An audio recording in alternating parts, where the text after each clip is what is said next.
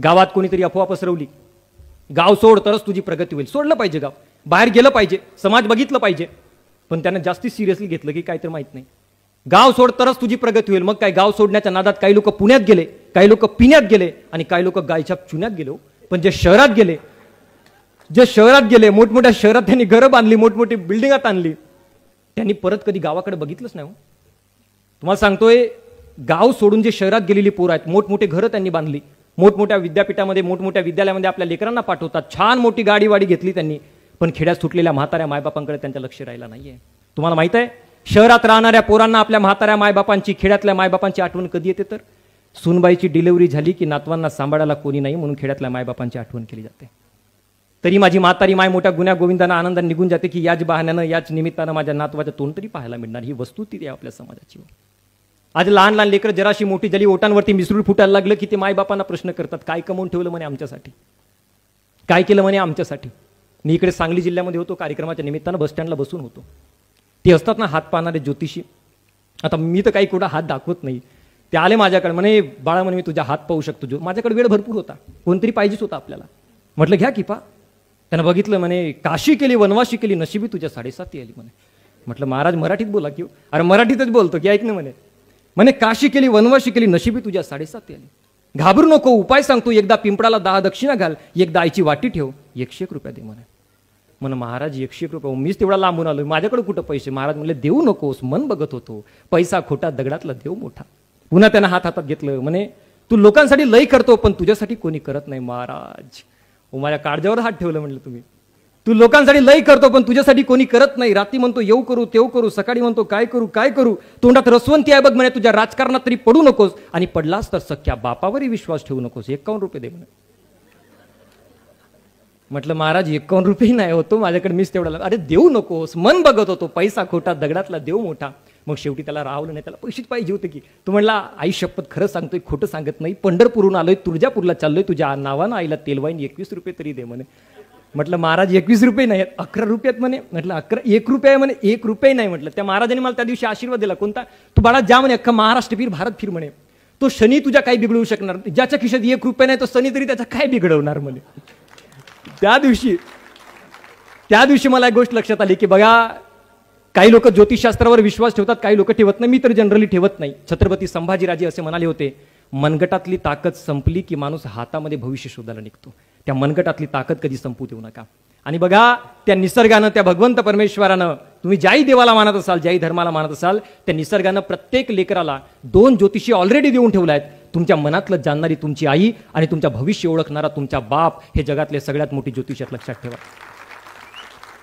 जगातले सगळ्यात मोठे ज्योतिषी. आणि आम्हाला त्या मायबापांचे प्रेम पहिल्यांदा समजून घेता आलं पाहिजे, त्यांना समजून घेता आलं पाहिजे. जिवंतपणी आम्हाला आमच्या आईचे प्रेम लेकरांना कळत नाही हो, त्यांना सांगावं लागतं. माझा एक मित्र आहे, लहानपणी असताना त्याची आई वारली, 4थ्या वर्गात होता तो, आई वारली.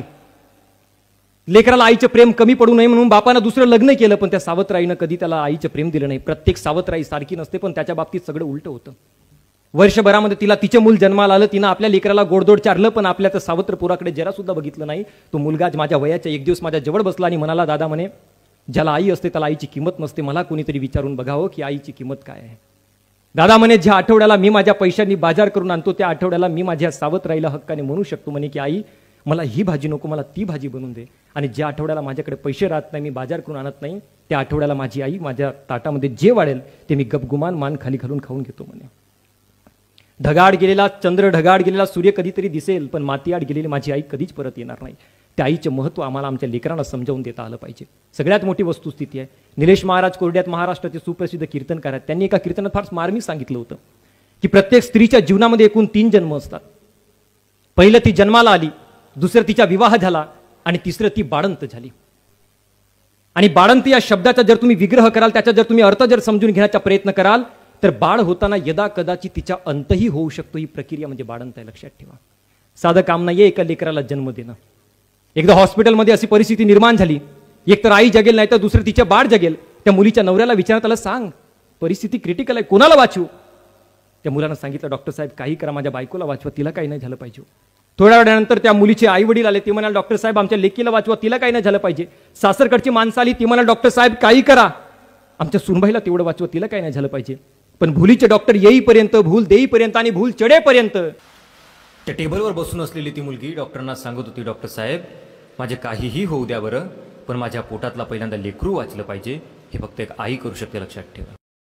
गर्भात पहिलं पाऊल ठेवण्याची जागा आमच्या आईनं आम्हाला दिली आहे. आपल्या शरीरामध्ये जो रक्त धावतोय त्या रक्ताचा पहिला थेंब आम्हाला आमच्या आईनं दिलाय.